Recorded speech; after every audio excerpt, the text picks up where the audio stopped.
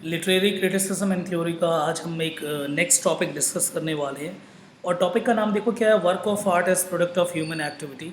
तो जो work of art as product of human activity by Friedrich Hegel. तो Hegel के इस कंसेप्ट को डिस्कस करेंगे हम और फटाफट शुरू करते हैं। फर्स्ट थिंग हम जाएंगे पहले हिस्टोरिकल बैकग्राउंड के ऊपर, फिर डीप एनालिसिस करेंगे, फिर इसके बाद इस वर्क ने बाकी किस अदर वर्क को जो इंस्पायर किया है उसके थ्रू मूव होना है।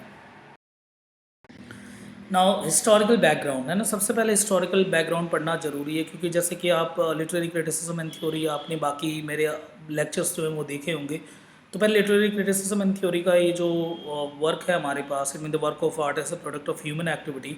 तो एक बारी बैकग्राउंड देखते हैं जिसने इस तरह के फिलॉसफी और इस तरह से क्रिटिकल जो वर्क है उसको जन्म दिया। तो पहले इंपॉर्टेंट है बहुत ज़्यादा, ठीक है, हिस्टोरिकल बैकग्राउंड। एक बारी मूव करते हैं पहले हिस्टोरिकल बैकग्राउंड की तरफ। समझना होगा कि जो फ्रेडरिक हीगल है जर्मन फिलोसोफर, तो जर्मन फिलोसोफर थे, तो ये जर्मन फिलोसफी का पार्ट है। Developed his ideas on art and human activity के ऊपर इन्होंने अपने आइडियाज़ को दिया। मेन क्या देखो, टाइम पीरियड बहुत इंपॉर्टेंट है, 18th and 19th century. Hegel के वर्क जो है वो 18th और 19th सेंचुरी में लिखेंगे, वर प्रोफाउंडली शेप्ड बाय किस किस के ऊपर, based in writing historical, social, intellectual, इनके ऊपर। अब हम इसमें पढ़ेंगे the historical background of the Hegel's philosophy, Hegel की philosophy on art as a product of human activity. इसको हम इन कॉन्टेक्स्ट में समझ सकते हैं बैकग्राउंड। सबसे पहले जर्मन आइडियलिज्म का पार्ट है।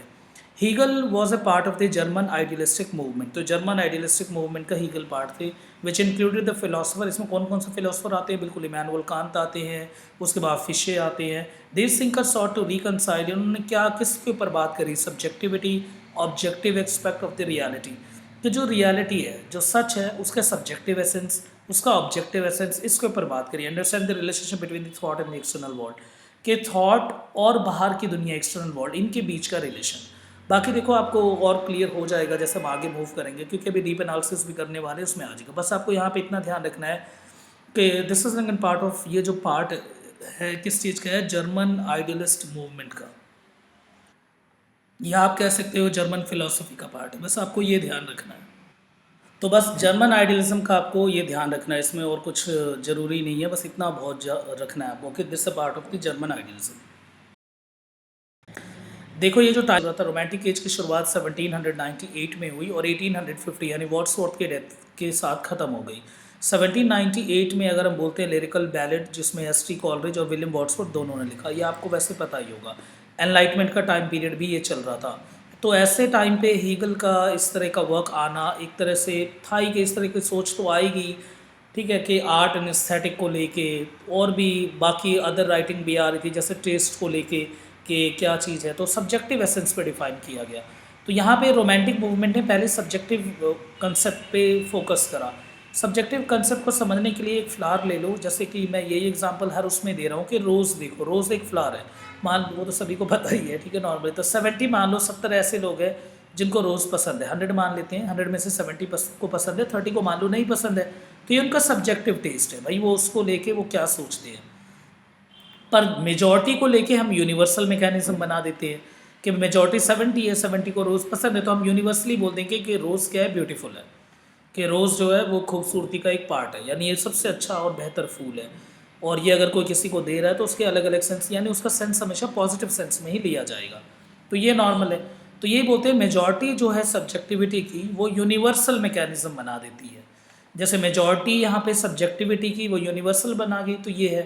तो ये सब्जेक्टिविटी का मतलब यही होता है कि हम उस चीज़ को अंदर से, हम उस चीज़ के बारे में क्या समझते हैं, that is the subjective. Romantic period subjectivity की तरफ था।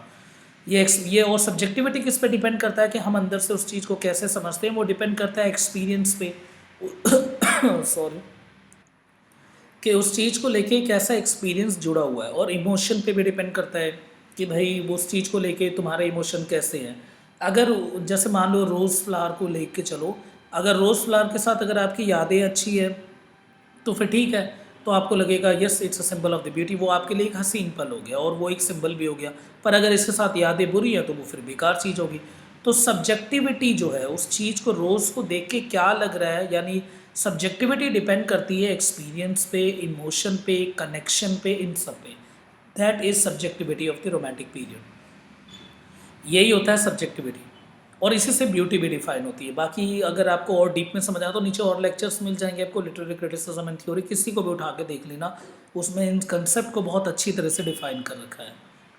तो अभी नॉर्मली हम इसको लेके चल रहे हैं, तो हमें पहले ही पता है जो हमारे पास ये वर्क है हीगल का, तो को इस एज में क्या क्या चल रहे थे। तो जर्मन आइडियलिज्म पहले चल रहे थे, रोमांटिक मूवमेंट ऑलरेडी था, एनलाइटमेंट का भी फेज था।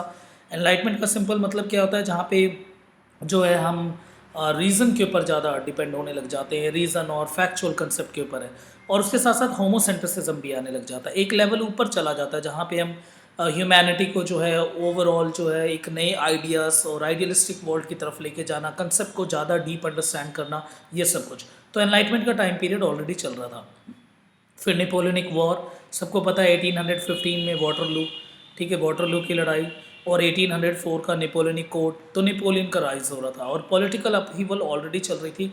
तो इस तरह के बैकग्राउंड में ऐसा वर्क लिखा गया है जिसको अब हम डिस्कस करेंगे। ये यहाँ पे सिंपल हम बैकग्राउंड समझ रहे हैं, डीप एनालिसिस करना शुरू करेंगे इस वर्क का, ठीक है। तो अब ध्यान से देखना है आपको क्या क्या फैक्ट निकल के आते हैं इसमें। अब यहाँ से हम समझना है, पर कंसेप्ट बहुत टफ हो सकते हैं आपके लिए, तो थोड़ा ध्यान से समझना। आर्ट क्या है as a product of human activity, जो ह्यूमन एक्टिविटी है उसका प्रोडक्ट जो है वो आर्ट है, ये हम डिस्कस कर रहे हैं। तो इसके लिए क्या है, देखो नॉर्मल हमें क्या समझना है। सबसे पहले हीगल एक जर्मन फिलोसोफर, हम कर चुके हैं डिस्कस, और इनकी फिलॉसफी जो है वो ब्रॉडर कंसेप्ट पे ह्यूमन एक्टिविटी का, जब क्रिएशन ऑफ आर्ट हो कि आर्ट क्रिएट कैसे हुई। आर्ट नॉर्मली क्या है, इट्स अ प्रोडक्ट, ये प्रोडक्ट है किसका, ह्यूमन एक्टिविटी का, ह्यूमन एक्टिविटी का ही प्रोडक्ट आर्ट है। अब इस चीज़ को कैसे इन्होंने अपने उसमें रखा इसके, तो हीगल का जो आइडियाज़ ऑन आर्ट है उसको हम अलग अलग ब्रॉडर फिलोसफिकल वर्क और phenomenology of the spirit, science of logic, aesthetic, ये सारे उनके वर्क है हीगल के, और ऐसे एक वर्क के भी। तो डायलेक्टिकल प्रोसेस हमें समझना है कि जो ह्यूमन का जो एक्टिविटी है वो डायलेक्टिकल प्रोसेस के थ्रू मूव करे। अब डायलेक्टिकल प्रोसेस क्या है हमारे पास, डायलेक्टिकल प्रोसेस के अंदर हमारे पास दो चीज़ आती है, फर्स्ट इज द थीसिस और दूसरा होता है हमारे पास एंटीथेसिस। और इन दोनों से जो चीज़ निकल के आएगी दैट इज़, हम बोल सकते हैं कि ये क्या है हमारे पास, उसे हम सिंपली बोलेंगे सिंथेसिस। जैसे आप देख रहे हो थीसिस है, फिर एंटीथेसिस है, उसके बाद क्या है सिंथेसिस। देखो अब थीसिस क्या है, थीसिस का मतलब है आपने किस तरह की अपनी बात रखी, ठीक है। जो हम नॉर्मल, जैसे आपके दिमाग में कोई आइडिया है, अपने उस सारे आइडिया को कनेक्ट किया और आपको ऐसा लगता है, it is an hypothetical statement. आप हाइपोथेसिस कर रहे हो, अनुमान लगा रहे हो, अंदाज लगा रहे हो, तो ये सारे हाइपोथेसिस होता है। तो आपने जो सोचा वो आपका थीसिस है, और उसको जिस पे नापा जाता है उसके अगेंस्ट जो चीज़ आती है दैट इज़ एंटीथेसिस। तो आपके थीसिस को, यानी आपने कोई चीज़ सोची है और आपने उसको बहुत अच्छी तरह से अंदाज़ा लगाया है, उसको चेक किया जाता है एंटीथेसिस ग्राउंड पे, यानी जो उसके अगेंस्ट हो, अपोजिट फोर्स हो गए। तो इससे क्या होगा, वो कुछ चीज़ उसमें से काट देगी। जैसे मान लो आपने ABCD सोचा और उसके रिगार्डिंग जो एंटीथेसिस आए, यानी जो उस चीज़ में से किसी चीज़ को नहीं मानती, उसने उस चीज़ को काट दिया, क्या बच गया A एंड D। तो ये क्या आपका सिंथेसिस है, ये चीज़ निकल के आ गया। ये जो सिंथेसिस है दैट इज़ द रिसर्च, यही रिसर्च है और यही मेन है, ठीक है। तो इसमें तो बताया यहाँ पे हीगल ने बताया कि जो भी ह्यूमन एक्टिविटी है, जो भी सब कुछ है, ये एक सिंपल एजेंडा पे मूव करता है। सबसे पहले हमें जो है कोई आर्ट को हो, किसी भी चीज़ को हो, ये सब इट्स एन इंजन, ये इंजन है किसी चीज़ को समझने के लिए, या किसी चीज़ को अगर हम डिज़ाइन कर रहे हो या कुछ भी हो, तो हम उसके लिए एक थीसिस बनाते हैं, डिज़ाइन होता है, एक माइंड मैप होता है अपने अंदर। पर फिर उसको एंटीथेसिस हम उसे जब रियल ग्राउंड पे रखते हैं तो एंटीथेसिस यानी जो उसके अगेंस्ट चीज होती है उसे काट देती है। फिर एंड में हमें पता चलता है जो सिंथेसिस निकल के आ गया वो हमारे पास एक्यूरेट और प्रेसिसिव होता है कि हाँ ये चीज़ सही है। इसके बाद आपको देखो ये और देखना है कि हीगल्स का जो इंट्रोडक्शन है टू द एस्थेटिक, जो पीछे वाले में हमने उसमें थीसिस है, अब वो आपको आगे और क्लियर हो जाएगा, ठीक है। दैट इज़ द हीगल का मेन कंसेप्ट है, वो डायलेक्टिकल मैकेनिज्म बोलते हैं उसमें, कि किस तरह से हम कोई, अगर हमें कोई चीज़ पता करना तो उसे कितने चेक ग्राउंड पे रखा जाता है। थीसिस यानी हाइपोथेसिस स्टेटमेंट, उसको एंटीथेसिस काटेगी, दैट मेक्स दी सिंथेसिस, यानी एग्जैक्ट क्या निकलेगा। पर यहाँ पे कुछ देखो समझना, हीगल का introduction to the aesthetic, Hegel's introduction to aesthetic जो है, इंट्रोडक्शन टू एस्थेटिक एक वर्क है हीगल का, उसके चार पार्ट है। First thing is the realm and the position of aesthetic, aestheticism, aesthetic mean that art, beauty, ठीक है। तो उसका realm is the field and the position of aesthetic, कि एस्थेटिक का जो है वो पोजीशन क्या है, एक तो ये है, उस पार्ट में डिवाइडेड। सेकंड पार्ट हम बोल सकते हैं scientific treatment of an art, art को साइंटिफिकली कैसे ट्रीट किया जा सकता है। The concept of the beauty of art, ये थर्ड पार्ट है। थर्ड पार्ट इंपॉर्टेंट है क्योंकि जो हम अभी डिस्कस कर रहे हैं, जो वर्क हमारे पास है, वो थर्ड पार्ट से ही लिया गया है। और फोर्थ है division of art into particular form and the kinds, कि किस तरह से आर्ट को कितने वे में डिवाइड किया जाता है। तो हमें कुछ कैसे लिखना है पेपर में, देखो ज़्यादा मेन हमें इस पे फोकस रहना, पर ऐसा नहीं कि हम बाकी तरह से उसे काट दिए, ऐसा नहीं चलेगा। क्योंकि शरीर पूरा ही एक ज़रूरी होता है, और ऐसा नहीं किसी एक पर्टिकुलर चीज़ के ऊपर ही फोकस रखना है, तो हमें बाकी बॉडी पार्ट्स को भी मेंशन करना पड़ेगा। ठीक है, तो हम जो मेन है the concept of the beauty of art, इससे इससे लिया गया हमारे पास the work of art as a product of human activity. कि आर्ट है क्या, आर्ट एक प्रोडक्ट है ह्यूमन एक्टिविटी का। तो यहाँ पे सारी जो है जो पावर है, अल्टीमेट जो पावर है, वो ह्यूमन के ऊपर डाला गया कि इंसान के अंदर एबिलिटी है टू मेक दैट आर्ट। ठीक है, तो वो आर्ट बना। तो जो पहले से डोगमेटिक कंसेप्ट चला आ रहा था कि आर्ट को ऐसे प्रेजेंट करना है, आर्ट वो चीज़ है, ये चीज़ है, कि आर्ट जो है सब्जेक्टिविटी एसेंस है, कुछ बोलते थे ऑब्जेक्टिव एसेंस है, कुछ बोलते थे कि नहीं ये एक इंस्टिंक्ट कंसेप्ट है, तो उसको हटाते हुए एक नया कंसेप्ट इंट्रोड्यूस करा। तो यहाँ पे आपको ध्यान रखना है, इंट्रोडक्शन टू एस्थेटिक वर्क है, उसे 4 पार्ट में डिवाइड किया गया। उसमें the concept of the beauty of art है, उसमें से दिया गया the work of an art as a product of human activity.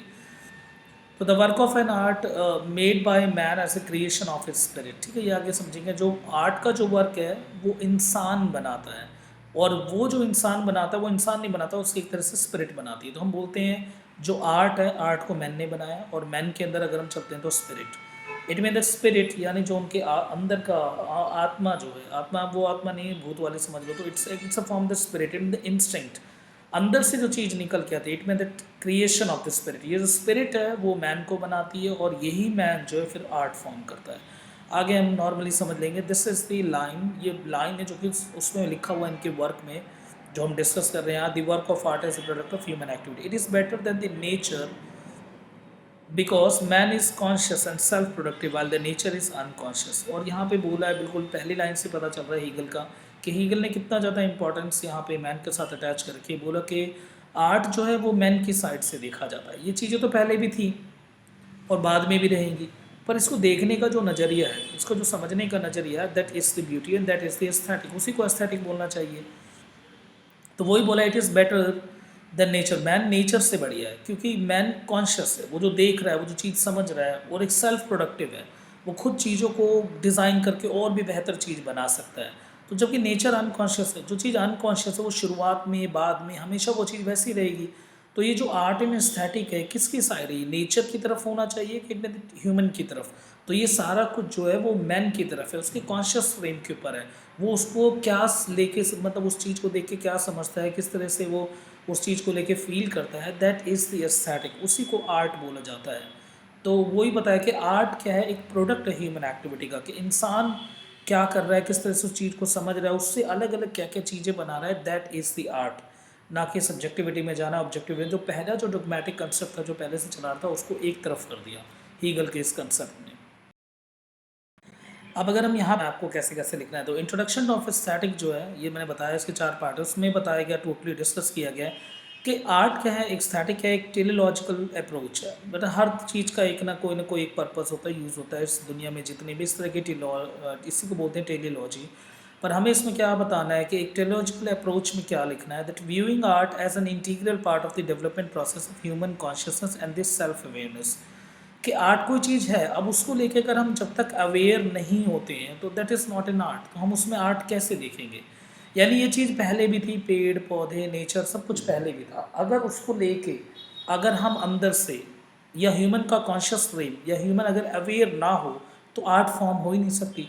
Art Hegel के लिए is not just a collection of beautiful object, ये ब्यूटीफुल ऑब्जेक्ट का कलेक्शन नहीं है, it is a dynamic and evolving expression of the human spirit, कि हर human किस तरह से उस चीज़ को लेके एक अलग तरह से एक्सप्रेस करता है, दैट इज़ द आर्ट। तो दोबारा आर्ट ह्यूमन साइड से है, तो ह्यूमन साइड से आर्ट है कि एक जो पर्टिकुलर ह्यूमन है और ह्यूमन स्पिरिट जो है उसको लेके कैसे मूव कर रही है, और वो उस चीज़ को लेके क्या समझ रही है, that makes an art. Unity of subjectivity and objectivity, Hegel ने एक नया कंसेप्ट दिया, उसने बोला ट्रेडिशनल डाइकोटमी से हट गया वो कि सब्जेक्टिव एंड ऑब्जेक्ट। उसने बोला aesthetic, the subjective experience and the objective reality of the art work are united. उसने बोला सब्जेक्टिव कि हम उस चीज़ को लेके क्या समझते हैं, एंड ऑब्जेक्टिव वो चीज़ को लेके जो बाकी लोगों की क्या मान्यता है, इन दोनों का एक तरह से ये कॉम्बिनेशन है। हम बिल्कुल सब्जेक्टिव एसेंस को बिल्कुल हटा के नहीं बोल सकते, ना ही हम ऑब्जेक्टिफिकेशन पे डाल सकते हैं आर्ट है, सब्जेक्टिव तो आपको पता होगा कि हमारी क्या सोच और सब्जेक्टिविटी किस पे तो वो डिफाइन होती है अलग अलग कंसेप्ट पे कि भाई कौन से कल्चर से है, कौन से कंट्री से है, किस तरह का जो नेचर है कि किस बिहेवियर स्कूल के थ्रू आया है वो सब। तो सब्जेक्टिव एसेंस और साथ साथ ऑब्जेक्टिफिकेशन, उसका आउटवर्ड अपीयरेंस, आउटवर्ड ग्लीम, यानी ऑब्जेक्ट जो भी चीज़ है उसका आउटवर्ड लुक तो ज़रूरी है, पर सब्जेक्टिव उसको लेके हम क्या सोच रहे हैं वो भी ज़रूरी है। और ये दोनों जब तक मिलेंगे नहीं तब तक आर्ट फॉर्म हो ही नहीं सकती। तो art is an amalgamation of subjective and objective. ठीक है, तो सब्जेक्टिविटी एंड ऑब्जेक्टिविटी दोनों का एमेलगेशन क्या है, दैट इज़ एन आर्ट। यहाँ से और तो हिस्टोरिकल डेवलपमेंट ऑफ आर्ट, अगर हम हिस्टोरिकल डेवलपमेंट की बात करें तो हीगल ने emphasize करा the historical development of art के significance in the understanding the spirit of the different epoch. He traces the evolution of artistic forms, suggesting that each stage represents a necessary step in unfolding the human consciousness. Simple बता, देखो history directly connected है art के साथ। हर as एक new invention बेशक लेके आए, एक नया कॉन्शियस फ्रेम लेके आता है।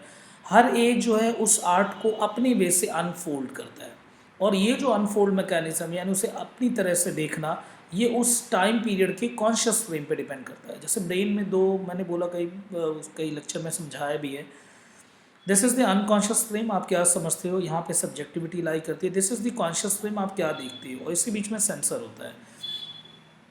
तो कॉन्शियस फ्रेम जो है किस तरह से जो ये दुनिया इवॉल्व हो रही है और आगे की तरफ हम मूव हो रहे हैं, तो हर स्टेप में आर्ट एक तरह से अलग डिफाइन होता है। और इसको डिफाइन करने वाला, इसका जो क्रिएटर है, जो इसे समझने वाला, दैट इज़ द ह्यूमन, वो मैन है। तो मैन जो है, आर्ट जो है it's a product of the man activity, वो ह्यूमन एक्टिविटी का पार्ट है।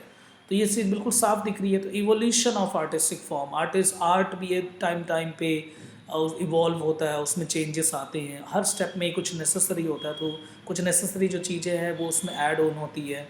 तो इस तरह से अनफोल्डिंग, जैसे आज हम देख रहे हैं, आज हम जिस उसमें जी रहे हैं, that is the age of again AI, artificial intelligence. अब आर्ट यहाँ पे बिल्कुल अलग हो गया। यहाँ पे अगर आप आर्ट को डिफाइन करोगे पुराने तरीके से तो वो तो नहीं चलेगा। तो इट मीन्स क्या है, जैसे इवोल्यूशन, एक इवोल्यूशन आ रहा है, एक हम एक नेक्स्ट लेवल पे और जा रहे हैं। और इसके टाइम पे हमारा ह्यूमन कॉन्शियस जिस तरह से हम अनफोल्ड करते जा रहे हैं, उस तरह से आर्ट भी डिफाइन होता जा रहा है। तो आर्ट क्या है, it's an unfold mechanism of human consciousness. फिर यहाँ पे हीगल ने और अच्छी बात करी, सिंबॉलिक, क्लासिकल, रोमांटिक आर्ट, तीन तरह के आर्ट बताए हैं। सिंबॉलिक आर्ट का मतलब क्या होगा, attempt to express the spiritual through sensuous form, यानी इसमें आर्ट को दिखाया जाता है थ्रू सेंसेस। ठीक है। क्लासिकल में क्या है, ये दोनों का कॉम्बिनेशन है, स्पिरिचुअल का और सेंसुअस का।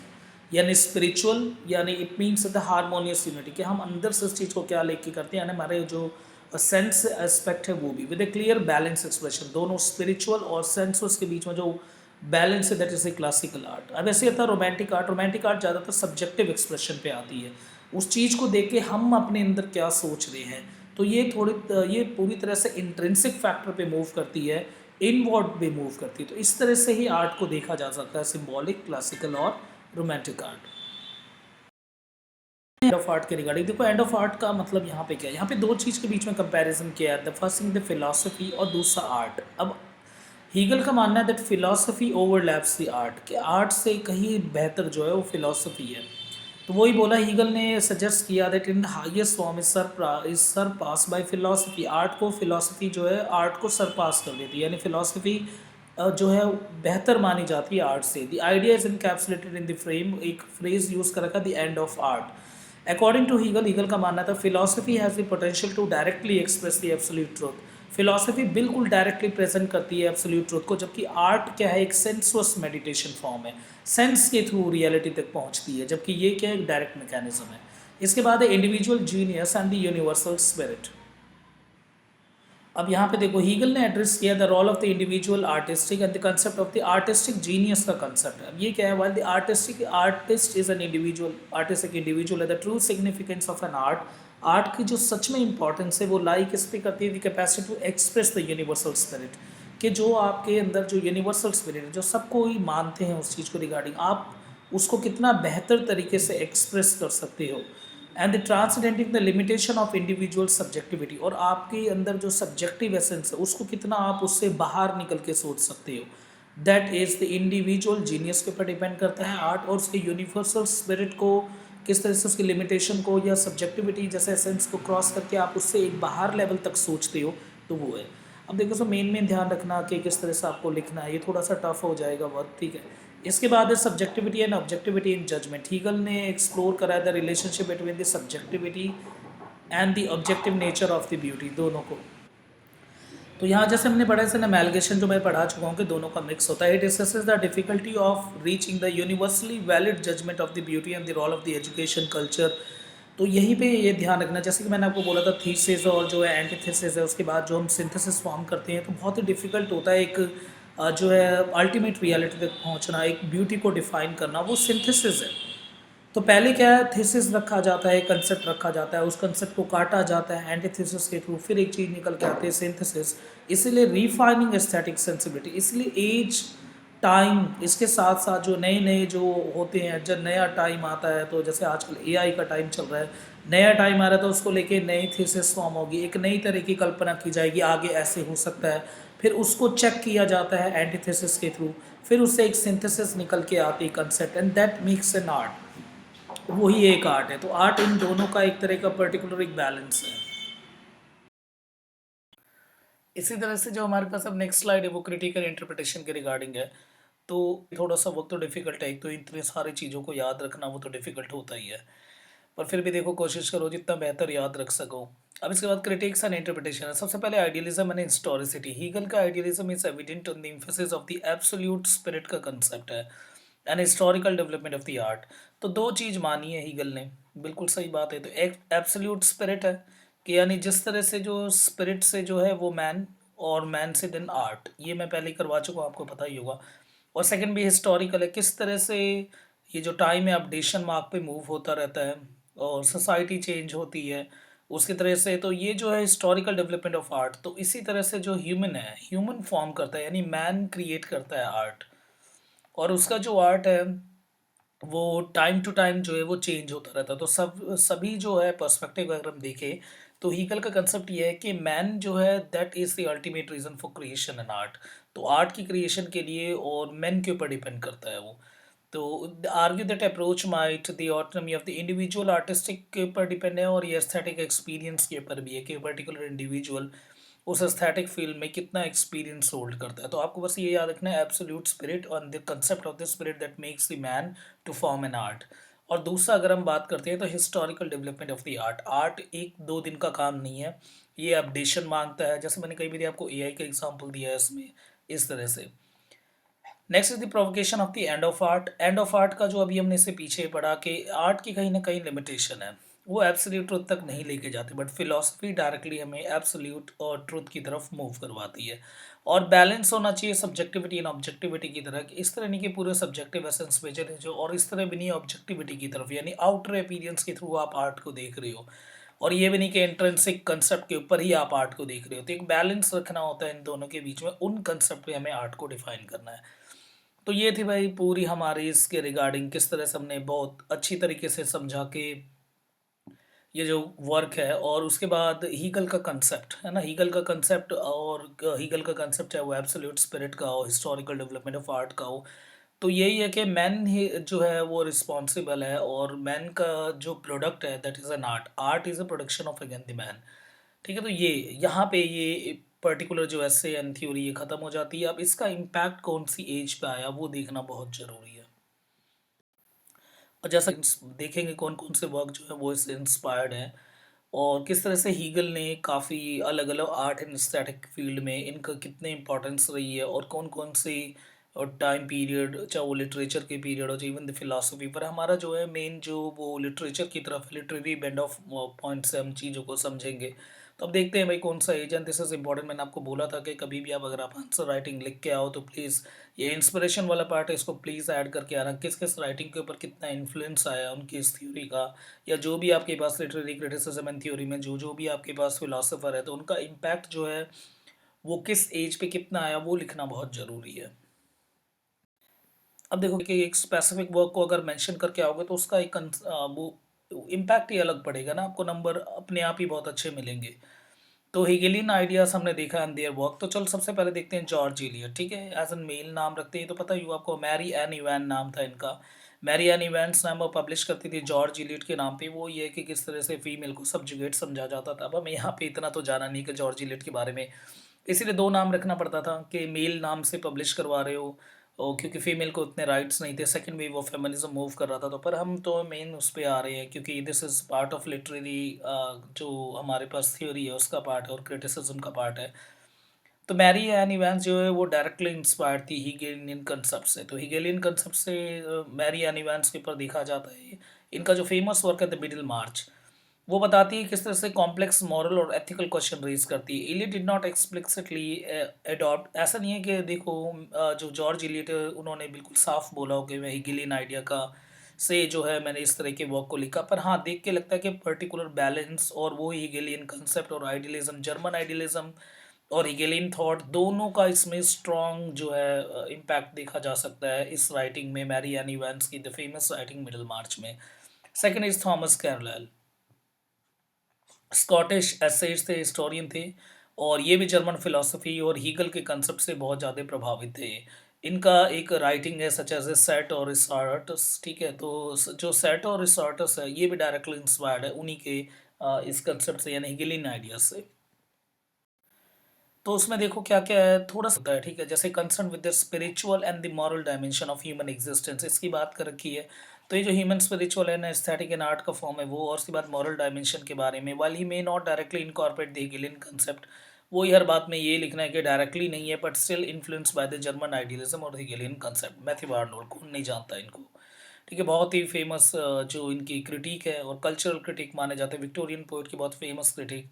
इनका फिलोसफिकल और सोशल आइडिया, आर्नोल्ड के concern with the culture, education, role of the poetry in society, सारा सबके ऊपर जो है intellectual concern of in the time, सबके ऊपर जो है हिगेलियन कंसेप्ट का जैसे कि असर दिखता है, यानी हीगल के कंसेप्ट और आइडियाज़ का एक बहुत बड़ा जो इन्फ्लुएंस देखने को मिलता है। पर डायरेक्टली दोबारा वही लिखना है कि ऐसा कहीं नहीं है कि एक्सप्लिसिटली इस चीज़ को मेंशन किया गया। और टी एस इलियट अगेन, जैसे बोला जाता है the king of technical age, है ना? तो the age of the technician, जिस तरह से हर चीज़ को नाप तोल के लिखना, बैलेंस्ड फॉर्म में लिखना, और पोइट्री का सिंपल मतलब ऐसा नहीं होता कि इट्स फॉर द इमोशन, बिल्कुल रोमांटिक एज से बिल्कुल पलट के राइटिंग लिखना।